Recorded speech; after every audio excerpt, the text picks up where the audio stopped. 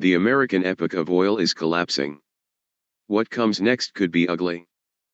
China is dominating the energy transition with astonishing results, while fossil fuel fascists in the US try to turn back the clock. Farewell, the flag-waving Chinese children chanted to Donald Trump as he strolled along the red carpet back to Air Force One at the end of his summit with Xi Jinping in Beijing. The US leader claimed he was leaving with a cluster of fantastic trade deals to sell US oil, jets, and soybeans to China. That has not been confirmed by his smiling host, but one thing was crystal clear from the 2 days of meetings: the global balance of power is shifting, from the declining petro-state in the west to the rising electro-state in the east. Trump flew home to chaos, war with Iran, surging gas prices, spectacular unpopularity, friction with former allies, and a 20th century policy of energy dominance that seeks to turn back the clock, use tariffs and military threats to open markets, and enrich his supporters in the fossil fuel industry. The long dominant superpower increasingly appears a malignant force as it pushes the world towards ever greater turbulence. Xi, meanwhile, presides over a country that has invested more than any other in renewable energy, which has helped to buffer its economy from the gas price shocks caused by the conflict in the Middle East, while opening up huge new export markets for solar panels, wind turbines, smart grids, and electric vehicles. While the Chinese president's Communist Party still faces criticism for its suppression of dissent, its soft power deficit no longer seems so great when its main global rival is killing protesters at home and bombing school children overseas. Why is this happening now? Tempting as it is to blame these global shifts on a single malignant narcissist in the White House, a more useful, and maybe even hopeful, analysis needs to take into account the tectonic changes that are shaking not just the foundations of politics, but the very nature of human power, as the world shifts from molecules to electrons. History has proven that when the dominant form of energy changes, there is often a shift in the global pecking order. We are now in the midst of one such transition as the epoch of petrol, predominantly produced in the United States, Russia, and Gulf states, starts to give way to an era of renewables, overwhelmingly manufactured in China. But the outcome remains contested, and the process could be ugly. The new energy order is winning the economic and technological battle. Wind turbines and solar panels were already producing record-cheap electricity even before the Iran war pushed up the costs of gas and oil-fired power plants. But the old petro-interests still have political, military, and financial might on their side, and they are using that to try to turn back the energy clock. View image in full screen. Donald Trump and Xi Jinping attend a welcome ceremony at the Great Hall of the People on May 14, 2026 in Beijing, China. As a result, democracies across the planet are now threatened by what might be called fossil fuel fascism, an extremist political movement that breaks laws, spreads lies, and threatens violence in an increasingly desperate attempt to maintain markets for oil, gas, and coal that would otherwise be replaced by cheaper renewables. Of course, there are multiple other, overlapping reasons for the war against Iran: its nuclear program, Trump's need for a distraction from the Epstein files, and his willingness to adopt positions favorable to Israel's Benjamin Netanyahu, Russia's Vladimir Putin, and Saudi Arabia's Crown Prince, Mohammed bin Salman, to name a few. But the wider context is that the Earth is becoming a more hostile environment for humanity. This is driving up tensions, exposing economic limits that have been ignored for centuries, and redefining geopolitical realities. Who is actually winning?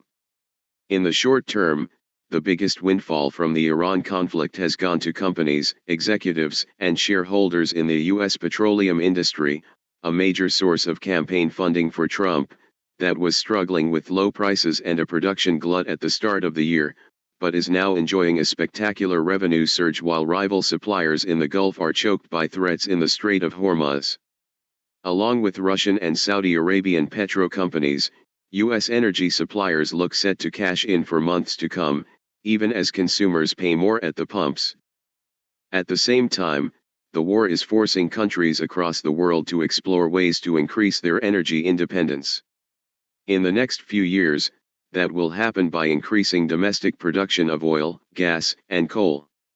By one reckoning, this has increased the likely 2030 output of fossil fuels by a fifth, an alarming setback for global efforts to reduce greenhouse gas emissions, and a victory for the petroleum industry and the far-right political groups it funds. But that will not be the final reckoning of this war, which has reinforced the argument for both renewable energy and a concurrent shift in geopolitical alignments. With major oil and gas producers now led by ever more erratic and menacing authoritarian leaders, other countries are looking for alternative ways to generate power. Electric cars, for example, have never been more in demand. The prime beneficiary is China, which suddenly appears a relative oasis of pragmatic, internationally minded diplomacy and energy independence. Beijing's bet on renewable power and EVs over the past 2 decades is paying enormous dividends.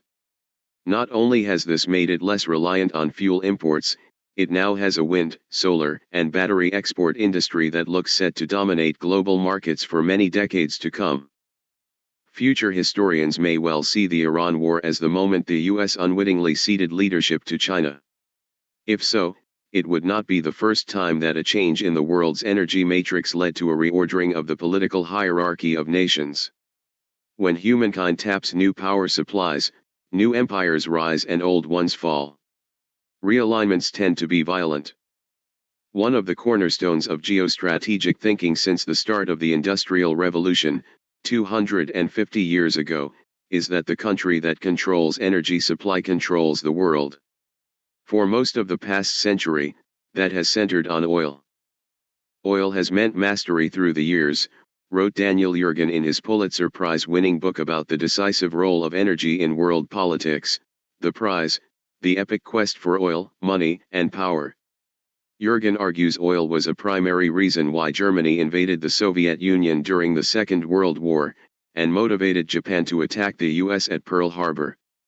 It was why the US launched Desert Storm to thwart Iraq's seizure of Kuwait, which would have given Saddam Hussein control over the planet's most abundant oil supplies. It explained former US President Barack Obama's comment that energy was priority number one for his administration.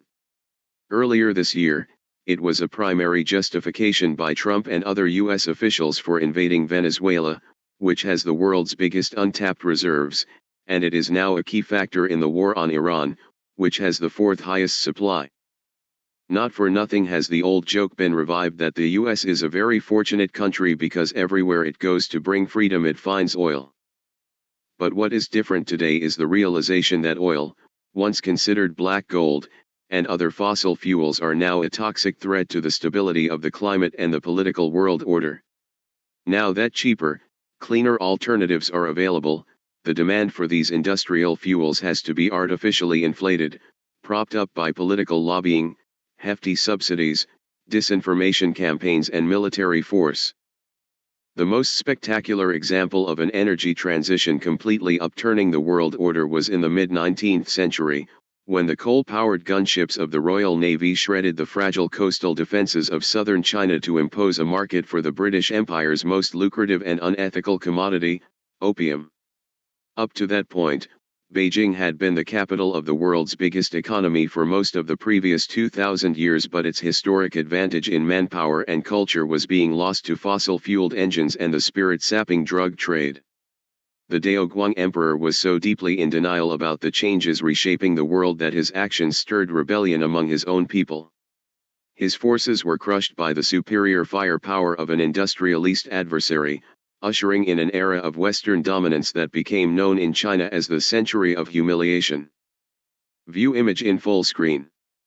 Illustration of the battle at Silao Creek in China, during the Second Opium War, 1858. Britain's empire also came to end, albeit it more limply, when its primary source of fuel, coal, was superseded by oil in the early to mid-20th century. Back then, the UK had no petroleum supplies of its own, which meant it was at a disadvantage to the US. The power shift was confirmed in 1956 when Britain, France, and Israel invaded Egypt to try to secure the Suez Canal, a vital route for fossil fuels from the Middle East.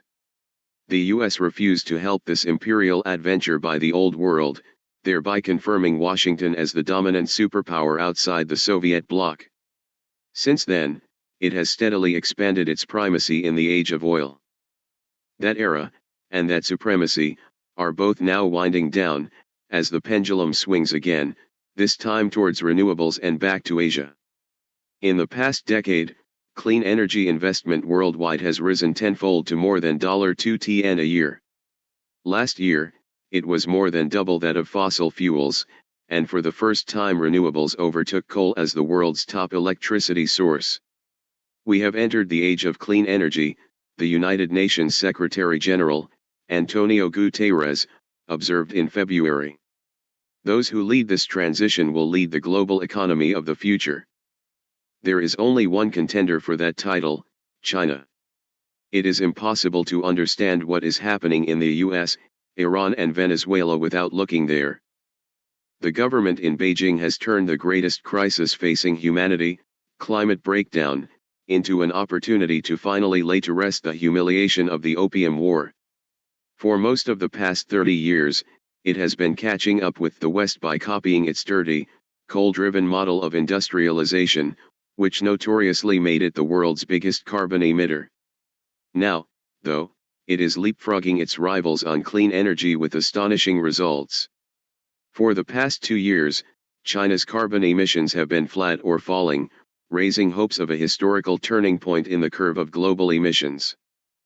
Last year, the amount of wind and solar it had under construction was double the rest of the world combined, helping China to reach an installed capacity of 1,200 GW 6 years ahead of the government's schedule. Trump absurdly claimed he had not been able to find any wind turbines in China, though in reality the country now has more than the next 18 countries combined. View image in full screen. The 260 MW Fisher Solar Hybrid Project, a large-scale single-unit photovoltaic power station, in Mianshan, China.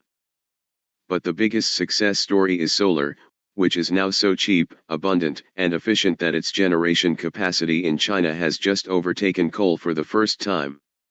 Meanwhile, petrol and diesel use is also falling because EVs account for more than half of car sales in China. The country is also utterly dominant in supplying overseas markets with renewable technology. The top 4 wind turbine makers in the world are all Chinese. It is a similar story of majority market share for the manufacture and export of photovoltaic cells and EVs. China also controls supply of critical minerals, essential for batteries, AI data centers and high-tech military equipment. Last year, more than 90% of the investment growth in China came in the renewables sector. Thanks to these trends, clean tech from China is affordable in many global South nations. The same is happening with battery technologies, which are spreading the market for electric cars to countries in Africa and South America. China's clean energy sector is now worth 15.4 tn yuan, $2.2 tn/pound 1.6 tn, bigger than all but 7 of the world's economies. With every year that passes, this business becomes more important to the state, accounting for 11.4% of China's gross domestic product last year, up from 7.3% in 2022. To be sure, China is simultaneously the world's biggest investor in coal and far from a democracy in its domestic politics, but the scale of its renewable industry means Beijing has a growing stake in the success of global climate negotiations. Not just because it is good for the planet, but because it makes solid business sense. The turbulence caused by the US-Israeli assault on Iran only strengthens its sales pitch.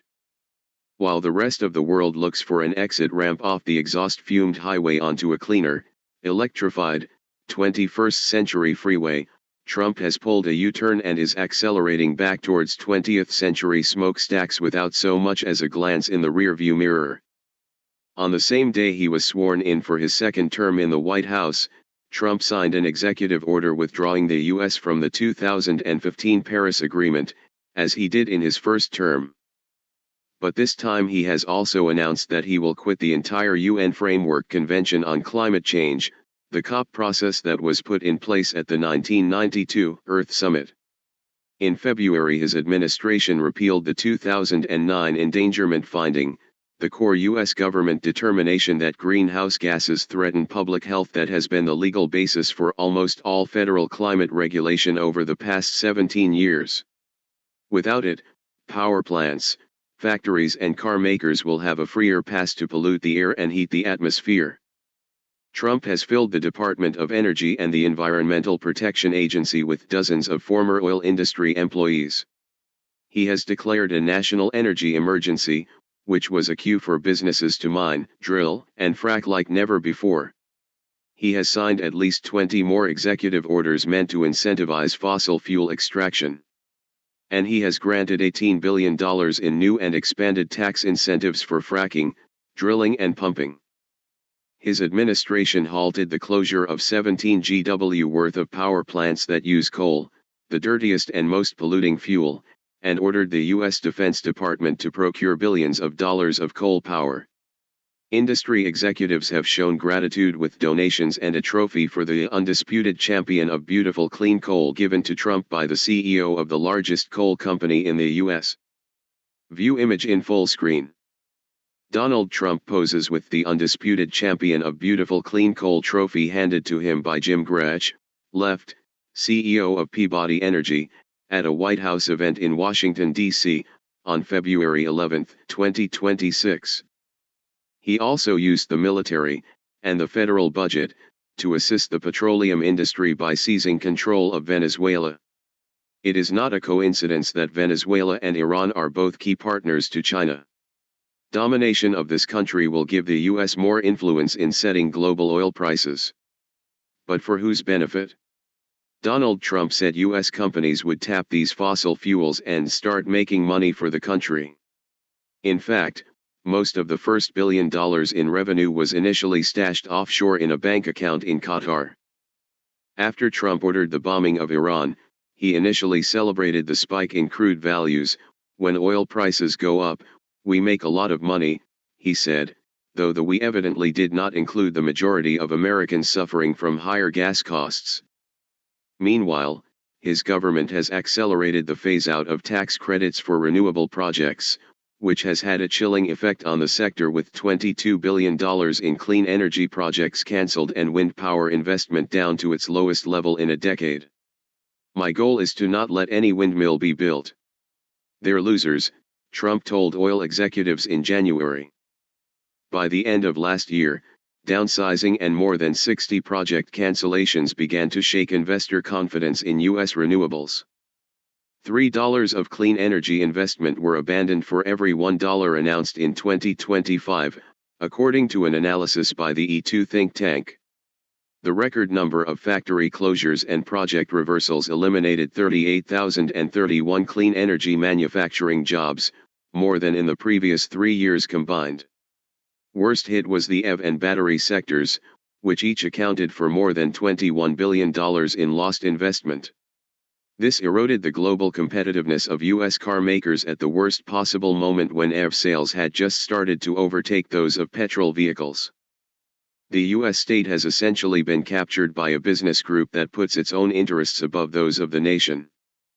During the last presidential election, Trump invited 20 oil executives, including the heads of Chevron, Exxon, and Occidental, to his club in Mar-a-Lago, Florida, saying he would scrap barriers to drilling, resume gas exports and reverse car pollution controls if they helped to bankroll his race for office. Mike Summers, president and CEO of the American Petroleum Institute, said Trump's legislative agenda includes almost all of our priorities.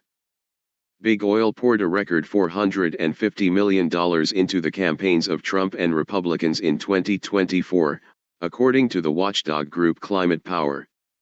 Then after Trump won, the industry gave another $19 million to his inauguration fund. And even though Trump is forbidden by the Constitution from running for a third term, fossil fuel money continues to pour into his POC, including $25 million from oil and gas pipeline company Energy Transfer Partners and its CEO, Kelsey Warren. And these are only the publicly disclosed funds. Nobody knows how much secretive dark money is flowing through other channels, though it has been revealed that Trump accepted a gift of a Boeing 747-8 luxury jetliner from the oil-rich Qatari royal family. The similarly wealthy Abu Dhabi royals bought a $500 million stake in the Trump family's cryptocurrency business. The White House argues the focus on fossil fuels is necessary for national security and energy dominance. Increasing supply, it insists, will bring down costs, trim inflation, and stimulate the economy.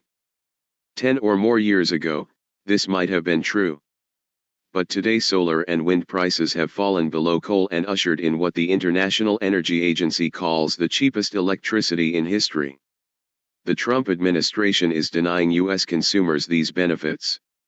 Electricity prices in the U.S. rose more quickly than inflation even before the Iran war. Meanwhile, the hidden costs of fossil fuels, such as pollution and respiratory diseases, hurt national productivity and add to the burden on taxpayers. In the long term, it is hard to imagine a more self-harming policy. Between 2021 and 2024, the renewable sector was generating jobs 50% faster than the rest of the labor market. This is high-value employment with long-term prospects compared with jobs in the oil and gas extraction industry, which are projected to decline by 6% over the coming decade. Most disturbingly, all of this creates a perverse incentive for the U.S. to use its economic, diplomatic, and military power to stimulate the market for fossil fuels. Last September, Chris Wright, the U.S. Energy Secretary and a former fracking magnate, went on an arm-twisting tour to Brussels and Milan to press the EU to increase its purchases of U.S. liquefied natural gas, LNG. In February, Wright stepped up the pressure, claiming there was a climate cult in Europe, after EU leaders agreed to reduce their energy dependency on the US in response to Trump's talk of seizing Greenland. The threats did not stop there. Wright said the US would leave the International Energy Agency unless it abandoned its goal of net zero carbon emissions and stopped referring to climate stuff in its analyses of renewables, fossil fuels and carbon emissions. This explains why huge sums of money are now being channeled from the US to support far-right groups in Europe, who are campaigning on anti-net zero platforms. The championing of fossil fuels depends on a big lie, that the US and the planet can return to an era powered by climate-destabilizing fuels. It's a lie that relies on threatening or downsizing scientific academies, truth-seeking news media and unfiltered online debate. The US president has repeatedly called the climate crisis a hoax, scam, or bullshit, ushering in what has been called a period of climate hushing, or green hushing. Essentially, this is a campaign to stifle public debate so that people are less aware of the dangers posed by fossil fuels and the benefits of cheaper renewable alternatives. His administration has announced plans to close down or slash budgets for the world's leading science institutions. Meanwhile, the president's billionaire backers are helping to choke the climate debate in the media. After Elon Musk bought Twitter, now X, scientists report the social media algorithm is suppressing their voices and encouraging misinformation about the climate. Earlier this year, The Washington Post, owned by Jeff Bezos, slashed the size of the paper's award-winning climate reporting team. The Trump administration's obsession with fossil fuels will dwarf the economic and human toll of the Iran war. The world's hottest 10 years ever recorded have all occurred in the past decade. Extreme weather is increasingly out of control, pushing up food prices, prompting migration, and sparking conflict. Many scientists fear the planet is heating faster than expected, pushing oceans, the Amazon, coral reefs, the Arctic and Antarctic ever closer to the point of no return. And worse is to come, with an El Niño expected to supercharge global temperatures in the coming year. Throughout the world, a huge majority of people want their governments to take stronger action on the climate crisis. So fossil ambitions run up against popular opinion, which means its proponents have to rely on force to maintain control, with more oppression at home and more war overseas, an ever more extreme and violent response to ever more extreme and destructive weather. All of this makes China suddenly seem a more appealing and serious alternative. This was not previously the case. Beijing used to project the opposite of soft power. Its political system is repressive. It continues to lock up journalists, artists, and dissidents. But today there is a narrowing gap in its human rights record compared with the US, while its energy policy is increasingly aimed at halting climate breakdown rather than making it worse. China, of course, is also building up its military and investing in energy-sucking artificial intelligence, though at much lower levels than the US. This is not to say its intentions are any more benign. But think of it, from the perspective of Europe, Africa, or Latin America, do you choose China, which is becoming a modern electro-state that engages in multilateral decision-making, and can supply you with more energy autonomy? Or do you pick the US, which appears to be trying to turn the clock back to the 20th century when it comes to fossil fuel domination, and the 19th century when it comes to imperial gunship diplomacy? Former allies of the US are lining up to visit Beijing and seek balancing relationships with China. Canada's Prime Minister, Mark Carney, Britain's Keir Starmer, Germany's Friedrich Merz have made the journey in the past few months. Narendra Modi, the Prime Minister of longtime rival India, visited last year, as did the EU President Ursula von der Leyen. As he did with Trump, she has accommodated them from a position of more global authority than any Chinese leader has had since the Opium War. You have to grasp at straws until your fingers bleed to find positives in the US government these days, but at least the Trump administration has clearly delineated the battle lines on the future of the planet. On one side are the vast majority of the world's people, all of nature, 99.9% of climate scientists, and the fastest growing, greatest job-creating chunk of the global economy, the clean energy sector. On the other is Trump and the primary producers and users of fossil fuels, who need enormous taxpayer subsidies to stay profitable and ever greater violence to quell public unease and global opposition. The latter controls the US state, including the military and ICE, and is allied with much of the money of Silicon Valley's power-thirsty data center companies. The US and its tech oligarchs may be hoping that AI can replace energy as the country's source of global power, but China is keeping a pace on that front, too. View image in full screen. Climate activists with the group Extinction Rebellion mark Earth Day by block traffic in front of Trump Tower on Fifth Avenue to protest against the Trump administration's environmental policies on April 22, 2026 in New York City. Will this fossil fuel fascism, that billionaire-backed campaign to crush a green transition by any means necessary, hold back the tide of clean energy autonomy? It cannot be ruled out. The closest thing the world has to a planetary spokesperson recently warned of the dark forces threatening the future of all life on Earth. Some fossil fuel interests remain hell-bent on slowing progress, spreading disinformation, pretending the transition is unrealistic or unaffordable, Guterres, the UN Secretary-General, said last month. Let's tell it like it is, the world's addiction to fossil fuels is one of the greatest threats to global stability and prosperity. But the climate will not be bending to the will of even the best-funded, most heavily militarist and artificially idealized US administration, nor the King Canute at its center. Most people realize this. Much of Europe is resisting. China is defiant. India is moving fast on solar. Brazil is pushing a roadmap away from fossil fuels. Colombia just hosted the first international conference on transitioning away from fossil fuels. Even in the US, people want their government to do more to prevent global heating. The fight back is underway in the courts, at elections, and on the streets. The most populous and fast-growing state economy of California already gets 2/3 of its electricity from renewables and has pledged to continue expanding wind and solar. Even Texas, the historic home of the U.S. oil industry but also the center of wind power, is bristling at mega-led attempts to curtail renewables. Michigan is suing oil companies for delaying funds. Judges in Virginia, New York, and New England, including a Trump appointee, have issued injunctions against government efforts to halt wind farm projects. The U.S. president's popularity has plummeted and polls suggest his party will lose heavily in the autumn midterms, if they are allowed to go ahead without mega interference. Despite the deep pockets of the backers of fossil fuel fascism, their resistance will be futile. The movement could become more deranged and violent in its efforts to turn back the clock, suppress dissent, and thwart China's rise. But ultimately, the planet will have the final say. This article was amended on May 18, 2026. An earlier version incorrectly referred to Energy Transfer Partners as an oil producer. It is an oil and gas pipeline company.